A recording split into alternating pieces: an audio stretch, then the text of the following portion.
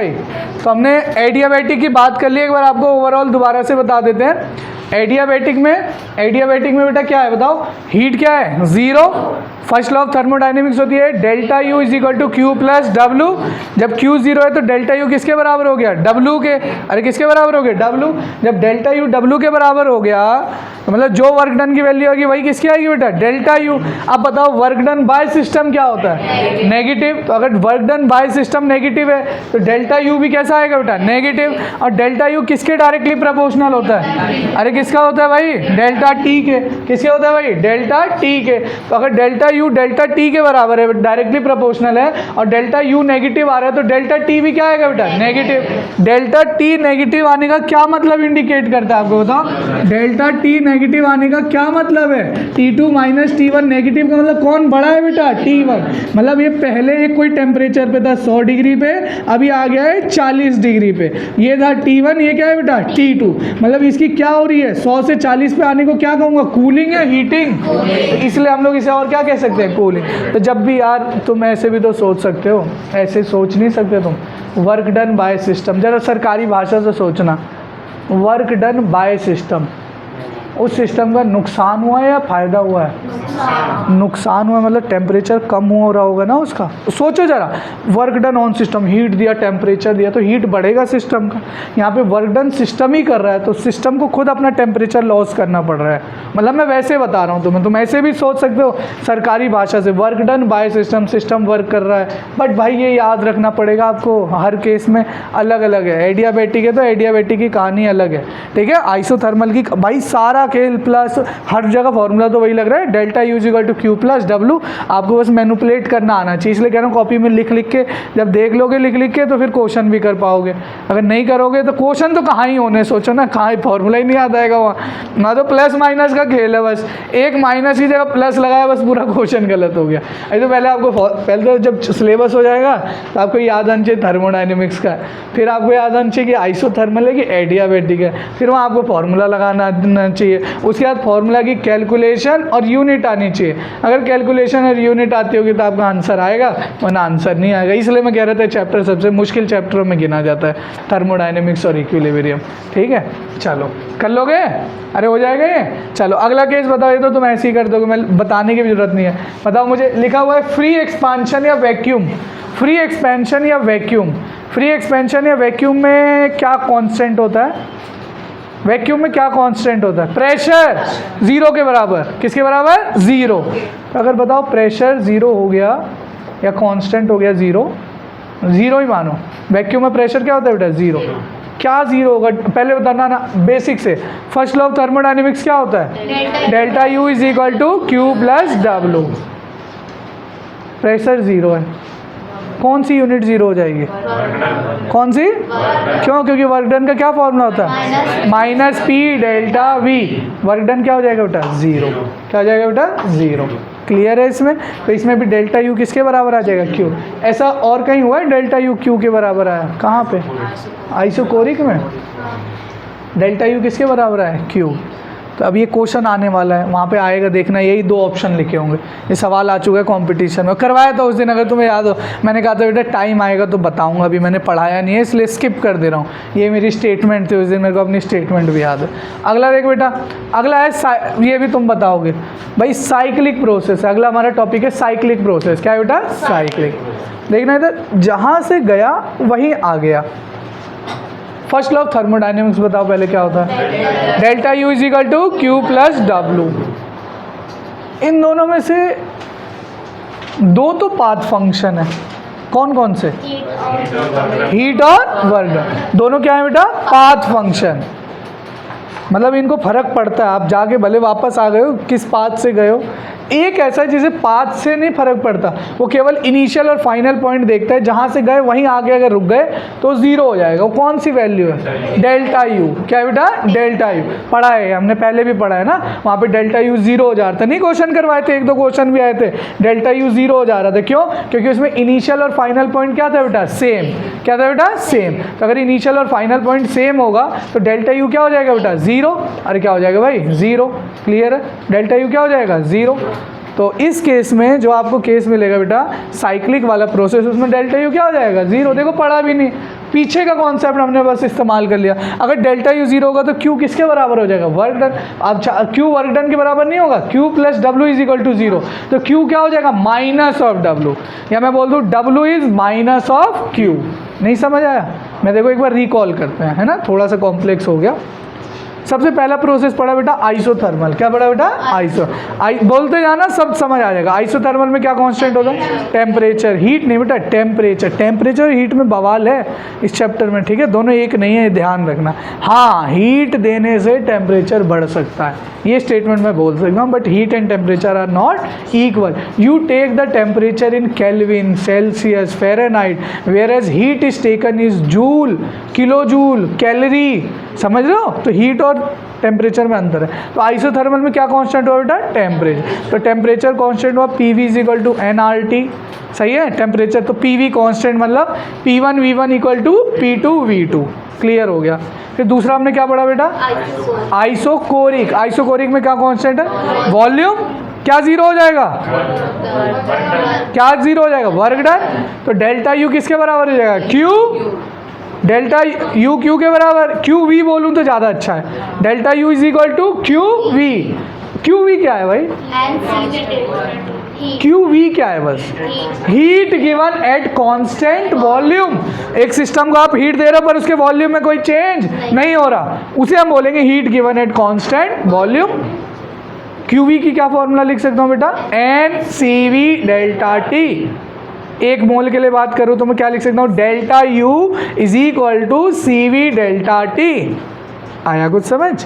अगर रिएक्शन के लिए लिखना है मुझे तो delta U by delta T is equal to, बोलो भाई, डेल्टा CV। डेल्टा CV क्या है, summation of CV of product minus summation of CV of reactant. क्या पढ़ा है, कौन सा प्रोसेस था, आइसोकोरिक। क्या था भाई, आइसोकोरिक। अगला है एडियाबैटिक। एडियाबैटिक में क्या 0 होता है, हीट। हीट 0 तो फर्स्ट लॉ बताओ, delta U is equal to Q plus W. तो यहाँ डेल्टा यू किसके बराबर हो जाएगा, वर्क डन। इसमें एक अच्छा केस लिया हमने, work done by system negative. तो अगर वर्क डन नेगेटिव तो डेल्टा यू भी क्या हो जाएगा यहाँ, नेगेटिव। डेल्टा यू नेगेटिव तो डेल्टा टी भी क्या होगा, क्यों, क्योंकि डेल्टा यू किसके directly proportional, delta T. Delta T negative होने का भैया ये मतलब होता है कि T2 माइनस T1 नेगेटिव आ रहा है, मतलब T1 बड़ा होगा, T2 छोटा होगा। मतलब पहले टेम्परेचर ज़्यादा होगा, बाद में कम होगा। तो मतलब ज़्यादा से कम पे जा रहा है, तो मैं इसे क्या बोल सकता हूँ, कूलिंग। क्या बोल सकता हूँ भाई, कूलिंग। नहीं बोल सकते कूलिंग, सही है। अगला प्रोसेस पढ़ा फ्री एक्सपेंशन। यही लिखा है, यही स्टेटमेंट्स लिखे हैं सवालों में, यही क्वेश्चन है। Compound is going free expansion, वहाँ तुम्हें डेल्टा यू भी दे देगा, क्यू भी दे देगा, सब दे देगा, पी भी दे देगा, मतलब सब कुछ दे देगा तुम्हें, पी नहीं देगा। बस वहाँ एक शब्द पकड़ना है, फ्री एक्सपांशन और वर्क डन 0। तुम क्या करोगे, इतनी सारी वैल्यू, इतने सारे फॉर्मूले पढ़ चुके होगे आखिरी तक कि तुम सॉल्व करने लगोगे, वहाँ आंसर 0 होगा। पर तुम्हें बस ये शब्द, ये तुम्हें ध्यान नहीं रहेगा, फ्री एक्सपांशन या वैक्यूम। वैक्यूम तो देखते बच्चों को याद आ जाता है, वर्क डन 0। फ्री एक्सपांशन लिखा है। फ्री एक्सपांशन का मतलब है बेटा कोई एक्सटर्नल फोर्स नहीं लग रहा है, कोई भी फोर्स उस पर नहीं लग रहा हो फ्री एक्सपांड करने के लिए। वैक्यूम में कोई प्रेशर वहाँ पे बेटा नहीं है। तो अगर प्रेशर बेटा एक्सटर्नल 0 है, प्रेशर एक्सटर्नल 0 है, तो वर्क डन भी क्या हो जाएगा बेटा, 0। अगर वर्क डन 0 है तो डेल्टा यू किसके बराबर आ जाएगा, क्यू के। किसके बराबर आ जाएगा, क्यू। अगला पढ़ा साइक्लिक, हम ऑलरेडी पढ़ चुके हैं, जहाँ से गए वहीं पे आगे अगर रुक गए तो डेल्टा यू की वैल्यू क्या होगी, 0, क्योंकि डेल्टा यू जो होता है वो होता है स्टेट फंक्शन। वो सिर्फ इस पर डिपेंड करता है कि इनिशियल पॉइंट क्या है और फाइनल पॉइंट। यहाँ तो इनिशियल भी सेम है और फाइनल भी सेम है, तो डेल्टा यू क्या हो जाएगा, 0। क्या हो जाएगा, 0। तो डेल्टा यू 0 है तो क्यू किसके बराबर हो गया, माइनस W। या W किसके बराबर हो गया, माइनस Q। समझ पा रहे हो क्यों कह रहा हूँ, इसके क्वेश्चन करने हैं हमें, इसलिए कह रहा हूँ, ठीक है। ये क्वेश्चन आएगा पेपर में सबसे ज़्यादा। अगर सवाल अभी तक जितना मैंने पढ़ाया है, अच्छा एक एक शब्द हमने मिस कर दिया था शायद, तो उसे एक बार और ले लेते हैं। जब भी बेटा टेम्परेचर कांस्टेंट होता है, मैंने बोला ना, मेरे को अपने टाइम ऐसे आता टेम्परेचर कांस्टेंट, बॉयल मतलब गर्म करना, मतलब टेम्परेचर कांस्टेंट। तो टेम्परेचर कांस्टेंट वाले को कौन सा लॉ कहते हैं बेटा? Boyle's law. क्या कहते हैं बेटा? Boyle's law. ये जो आपने दूसरा वाला केस पढ़ा बेटा, ये वाला, ये है ना, दूसरा केस पढ़ा होगा आइसोकोरिक। क्या पढ़ा बेटा? आइसोकोरिक। इसमें क्या कांस्टेंट होता है बेटा? वॉल्यूम। क्या कांस्टेंट होता है? वॉल्यूम। इसे हम लोग कहते हैं गेल-लुसाक लॉ। क्या कहते हैं बेटा? गेल-लुसाक। शायद चैप्टर 1 में कुछ ऐसा पढ़ाया होगा आपको, किसी टीचर ने पढ़ाया होगा कि बॉयल्स लॉ कुछ होता है, गेल-लुसाक लॉ कुछ होता है, किसी ने पढ़ाया होगा आपको। ठीक है।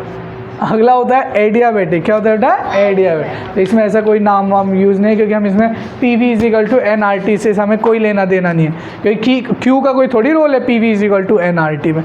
तो इतना पार्ट आप ये वाला लिख लो फटाफट से, इस पार्ट को लिख लो। कल तक तो वहाँ तक आपने लिख के लिया है।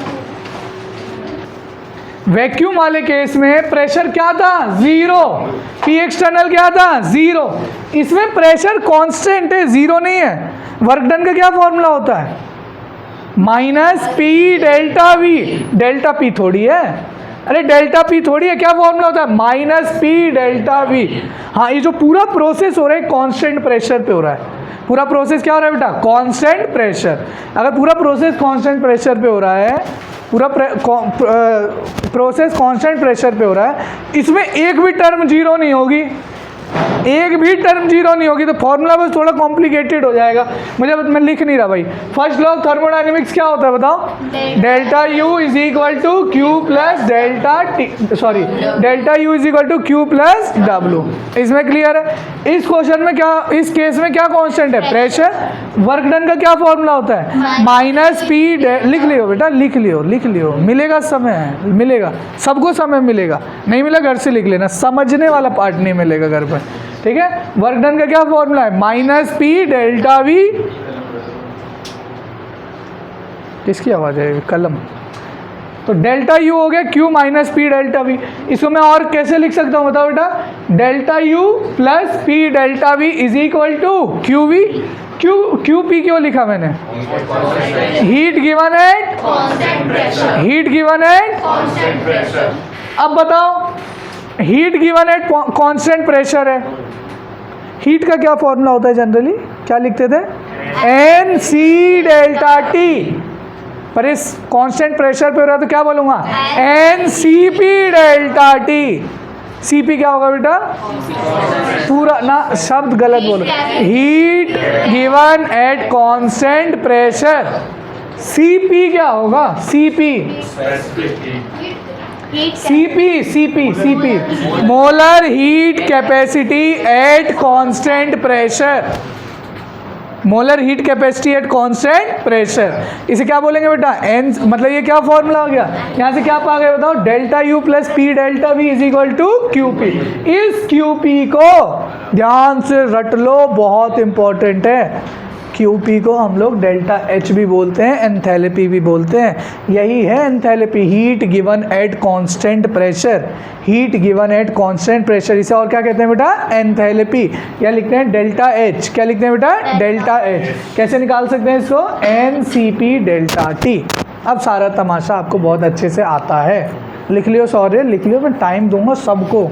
उस टाइम पे तू बात करेगा जब सबको लिखने का टाइम दूंगा, इसलिए तुम अभी लिख रहे हो, है ना? अरे फिर झूठ बोल रहा है, अभी आओ दिखाऊं, लिख रहा है यार, तुम झूठ बोलते हो, शर्म में नहीं आते, बिल्कुल क्लियर कट झूठ बोलते हैं। मास्टर देख रहा है झूठ, भैया आप ही हो चोर, आप ही ने की मटर। देखो इधर, अब देखना ध्यान से, मतलब पहले हो तो डेल्टा H है क्या? एंथैल्पी। क्या है भाई? एंथैल्पी। या फिर QP। डेल्टा H का क्या फॉर्मूला बेटा बताओ? NCP ΔT। फिर वही पिछला वाला, अभी पिछला आपने किया, एक मोल की बात होगी तो इसमें क्या एक हो गया बेटा? N। तो डेल्टा H/ΔT क्या लिख सकता हूँ? CP। ना CP भाई, डेल्टा H/ΔT की बात करें। डेल्टा H/ΔT किसके बराबर हो रही है? CP। या फिर DH/dt लिखा, कोई दिक्कत नहीं। बट ये सारा तमाशा किस पे चल रहा है? Constant pressure. अब मैं रिएक्शन के लिए लिखना चाहता हूँ, फॉर अ रिएक्शन। तो बता सकते हो डेल्टा H/ΔT की क्या वैल्यू आएगी? बोलो। Delta H/ΔT = delta CP। Delta CP कैसे निकालेंगे? Summation of CP of product minus summation of CP of reactant. खत्म हो गया टॉपिक। आया समझ? दोबारा लिख के बताऊं या हो जाएगा? देख लो एक बार, दोबारा एक बार बता देते हैं। वैसे देखो इधर देखो, ये समझ आ गया? रिएक्शन के लिए delta H by delta T क्या हो जाएगा बेटा? Delta CP. डेल्टा सीपी मतलब submission of CP of product minus submission of CP of reactant. इधर देख बेटा, एक चीज़ और मुझे बता दें, इस क्वेश्चन में क्या कॉन्स्टेंट हो रहा है बेटा? बोल रहे यार, प्रेशर। तो अगर मैं P V equal to N R T लगाऊंगा, N constant, R constant, P constant, तो वॉल्यूम किसके डायरेक्टली प्रोपोर्शनल? टी। फिर यहाँ लिख सकता हूँ V1 by T1 equal to V2 by T2। और इसको, ये जो volume directly proportional to temperature है, इसे हम लोग क्या कहते हैं बेटा? Charles law. क्या कहते हैं बेटा? टेम्परेचर कांस्टेंट होता तो वहाँ उसको कौन सा लॉ बोलते? Boyle's law. क्या था बेटा? इस क्वेश्चन में आपका प्रेशर कांस्टेंट है, पिछले में वॉल्यूम कांस्टेंट था, उसे क्या बोला था? गेल-लुसाक लॉ। क्या है बेटा? गेल-लुसाक लॉ। ये कौन सा है बेटा? Charles law. क्या है बेटा? यहाँ पे जब भी टेम्परेचर लोगे किस में लोगे बेटा? केल्विन। मुझे 3-4 शब्द बताना जरा, ठीक है? आइसोबार का मतलब बेटा क्या कांस्टेंट है? प्रेशर कांस्टेंट है, तो इसमें कोई भी टर्म जीरो नहीं हो रही है। देखना ध्यान से, क्वेश्चन लिखा हुआ है एट अ, क्वेश्चन कैसे आएंगे देख लो, at a constant pressure find, इसमें से कुछ भी भाई, कोई भी एक चीज़ पूछी होगी तो बहुत सारी चीज़ें गिवन होगी। या तो क्यों, जैसे मान लो क्यों नहीं गिवन, देखो तो ध्यान से देखो ना भाई, क्वेश्चन देखो क्या लिखा हुआ है, सवाल मार्केट में क्या चल रहा है। आपसे जैसे पूछ दिया at a given pressure, reaction या सिस्टम पे हम लोग हीट दे रहे हैं, और मान लो हीट नहीं दिया, हीट ना देके दे दिया कि 1 मोल है, समझ रहे हो? सीपी इतना है, डेल्टा टी इतना है, तो यहाँ से पहले क्या निकाल लोगे बेटा? क्यू। क्या निकाल लोगे? क्यू। लेकिन जनरली क्वेश्चनों में या तो डेल्टा यू दिया रहता है, या तो जनरली आपसे पूछेगा तो फिर U2 माइनस U1 के लिए फिर आपको सब कुछ गिवन होना चाहिए। डेल्टा यू निकालने के लिए आपके पास सब कुछ गिवन होना चाहिए ना। हाँ, क्या पता डेल्टा यू पूछा हो पर क्यू ना दिया हो, क्यों नहीं देगा, तो क्यों निकालने का आपके पास तरीका है, क्या है भाई? N C P delta T. और वर्क डन भी नहीं गिवन होगा, पर क्या लिखा होगा? प्रेशर और वॉल्यूम। तो यहाँ से आप निकाल सकते हो, नहीं निकाल सकते? अरे निकाल सकते हो। अच्छा, कुछ क्वेश्चन है मार्केट में, पता है? चलो जब आएंगे तो आपको बता देंगे। पीवी किसके बराबर होता है? PV is equal to NRT. क्या होता है भाई? एनआरटी। अभी आगे वाले जब क्वेश्चन करोगे ना तो पता है यहाँ पीवी भी नहीं दिया होगा क्वेश्चनों में, एन दे रखा होगा, आर दे रखा होगा, टी दे रखा होगा, तो पीवी की जगह क्या लगा दोगे? N R. पर वो कॉम्प्लिकेटेड, अभी बताऊंगा, सब खोज पोज कर दोगे। तो अभी जो चल रहा है बेसिक वही चलने देते हैं, ठीक है? तो आइसोबारिक में समझ आ गया आपको? 3 शब्द होता है आइसोबार में। क्या कॉन्स्टेंट है? प्रेशर। फॉर्मूले में कुछ जीरो नहीं हो रहा फर्स्ट लॉ में, ठीक है? तो तीनों फॉर्मूले हमने लिख दिए वैसे के वैसे। इसके बाद मुझे एक शब्द बता दो आइसोबारिक में बेटा, यहाँ पे जो QP है इसको मैं और क्या बोल सकता हूँ? एंथैल्पी या फिर डेल्टा H। QP या डेल्टा H की वैल्यू क्या लिख रहा हूँ? N C P delta T. N C P delta T, तो मैं लिख सकता हूँ क्या? Delta H by delta T किसके बराबर है? CP। 1 मोल के लिए किसके लिए बेटा? 1। और for a complete reaction delta H by delta T is equal to, बोलो, डेल्टा CP। डेल्टा CP क्या होता है? Submission of CP of product minus submission of CP of react. Delta H को क्या लिख सकता हूँ? Delta H T2 minus delta H T, मतलब enthalpy at temperature T2 minus enthalpy at temperature T1, T2 minus T1। यहाँ से देखो कुछ एक पूछा होगा तुमसे ना, कुछ भी एक चीज़ गिवन पूछी होगी, इसे आप लिख लो, सब लोग लिख लो भाई, सब लोग लिख लो। देखो बेटा, 2 छोटे छोटे से और प्रोसेस से पढ़ लेते हैं। एक है रिवर्सिबल और एक है बेटा इरिवर्सिबल। रिवर्सिबल का मतलब क्या है बेटा? देखो ना, धीरे धीरे, देखो तो बिल्कुल धीरे धीरे धीरे धीरे धीरे धीरे धीरे धीरे चल रहा है सिस्टम। मतलब मान लो कोई तैयारी कर रहा है, जेई की तैयारी कर रहा है, ठीक है? 360 नंबर का पेपर होता है, 120 नंबर पे सिलेक्शन है। तो पहले टेस्ट में उसके नंबर आए 17 और वो बता रहा है कि मैं लाऊंगा 320 जेई मेंस में।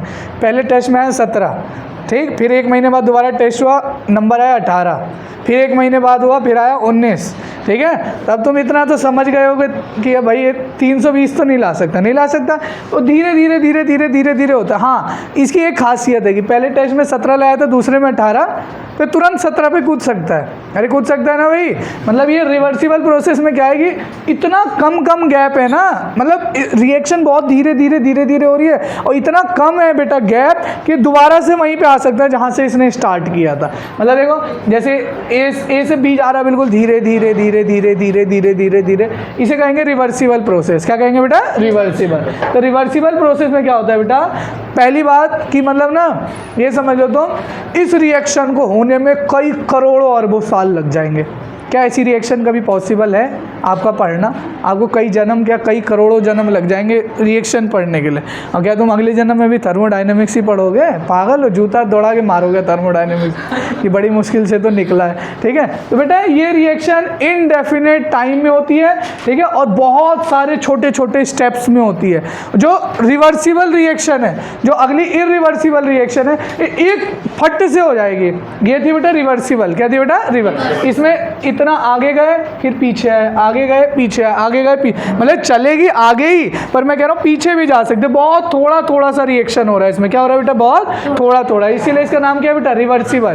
क्या बेटा? मतलब रिवर्स कर सकती है, थोड़ा आगे जाके पीछे भी जा सकती है, बहुत कम इसके अंदर गैप है। तो याद रखना इस रिएक्शन को कंप्लीट होने के लिए कितना टाइम लगता है बेटा? इनफाइनाइट। इसलिए हमारे प्रैक्टिकल यूज का नहीं है। इसमें जो एक्सटर्नल फोर्स है, देखो देखो मैं बता रहा हूँ, ध्यान से समझना, तुम्हें आप समझ आ जाएगा। देखो इधर हो क्या रहा है, ये था तुम्हारे पास सिस्टम, ऊपर से लग रहा है एक्सटर्नल फोर्स, ये लग रहा है 1.1 न्यूटन का, और अंदर से जो सिस्टम फोर्स लगा रहा है वो भी 1.1 न्यूटन का है। मतलब बिल्कुल हल्का सा चेंज है। या तो ये 1.1 है सर, बस 3 मिनट, ये 1.1 है, ये 1.1 है, तो ये बेटा 1.099 है, मतलब 1.11 के बराबर। बहुत थोड़ा सा डिफरेंस है फोर्स एक्सटर्नल और इंटरनल के भी। इसीलिए तो कह रहे हैं ऊपर भी जा सकता है और नीचे भी आ सकता है। इसलिए कौन सी रिएक्शन है बेटा? रिवर्सिबल। वही लिखा है फोर्स एक्सटर्नल और फोर्स।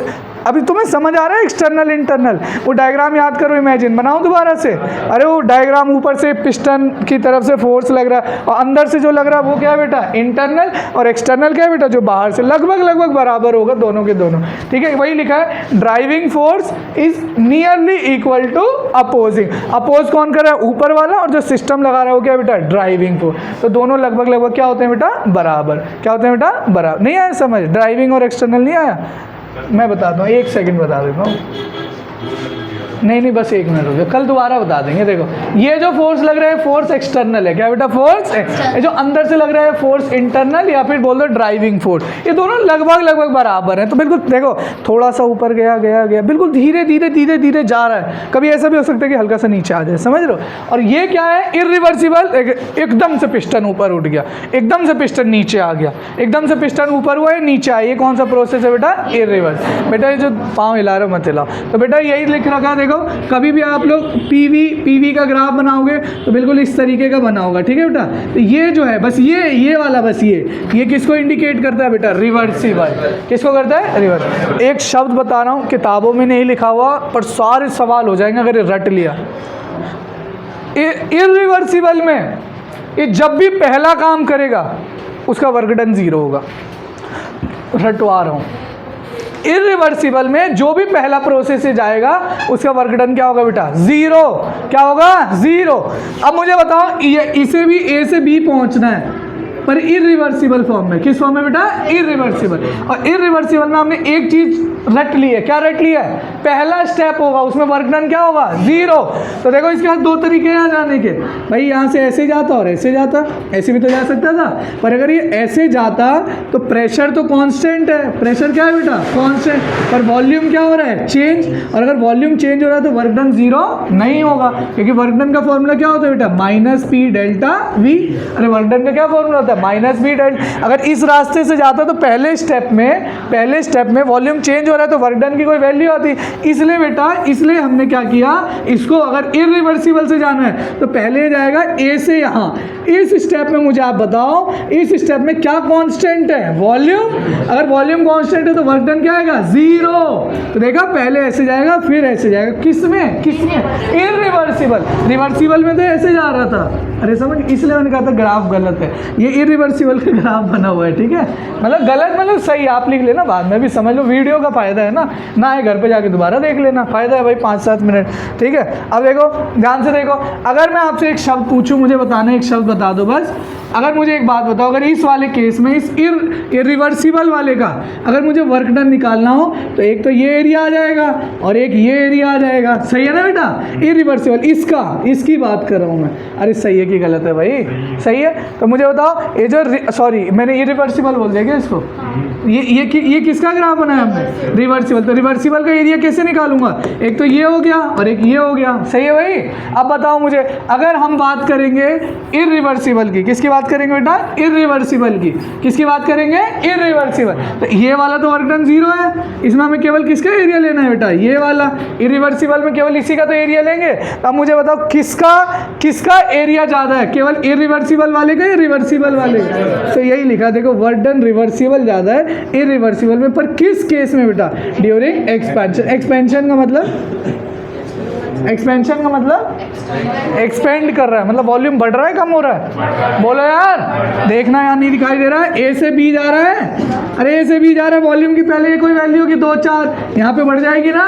तो एक्सपेंशन में बेटा वर्क डन किसका ज़्यादा होता है, रिवर्सिबल। किसके मुकाबले बेटा, इरिवर्सिबल। देख एक और केस देख, इधर देख फटाफट। अगला केस है, ये तो था बेटा एक्सपांशन, क्या था बेटा, कंप्रेशन का मतलब समझ रहे हो, पिस्टन से ऊपर नीचे दबा रहे हैं ना। तो अब मुझे बताओ, जैसे मुझे मान लो बी से ए जाना है, क्या जाना है, बी से ए, कंप्रेशन हो रहा है। कंप्रेशन मतलब वॉल्यूम क्या हो रहा है, कम, सही है। बी पे कोई 10 वैल्यू रहेगी तो ए पे 3-4 आ गई होगी, मतलब कोई वैल्यू कम हो गई होगी वॉल्यूम, अरे सही है, वॉल्यूम क्या हो गया होगा, कम। तो यहाँ कर क्या रहे हैं बेटा, यहाँ पे कंप्रेशन। अब बताओ मुझे, ध्यान से बताओ, इस केस में अगर हम लोग बात करें, अगर तो यहाँ पे ये तो हो गया, चलो ये कौन सा वाला है बेटा, ये किसका बनाया मैंने, अरे किसका बनाया, रिवर्सिबल। इरिवर्सिबल में फिर एक स्टेप बताओ, पहले स्टेप में क्या 0 होना चाहिए, बोलो यार, वर्क डन। तो अगर मैं यहाँ से ऐसे भी तो जा सकता था, पर ऐसे जाता तो वॉल्यूम चेंज हो रहा है तो वर्क डन 0 नहीं है। पर अगर ऐसे जा रहा हूँ तो पहले वाले पार्ट में वर्क डन क्या हो रहा है बेटा, 0। क्या हो रहा है भाई, वर्क डन 0। ये स्टेप सही है, पहले ऐसे जाओ फिर ऐसे जाओ। अब इस केस में देखना, इस केस में इसका एरिया क्या होगा, इसका रिवर्सिबल वाले का, बताओ। यही तो निकालोगे, रिवर्सिबल वाले का एरिया ऐसे, और इरिवर्सिबल का क्या होगा, ये तो होगा ही, साथ में ये भी होगा। तो इस वाले केस में किसका एरिया ज़्यादा हो जाएगा, इरिवर्सिबल। किसका हो जाएगा बेटा, एरिया। इसको मैं कल डिटेल में दोबारा से आपको पढ़ाऊंगा, ठीक है। तो पढ़ लेना, लिख लेना। मुझे पता है ये वाला पार्ट आपको समझ नहीं आया होगा, थोड़ा जल्दी में हुआ तो दोबारा पढ़ाया जाएगा इसको, ठीक है।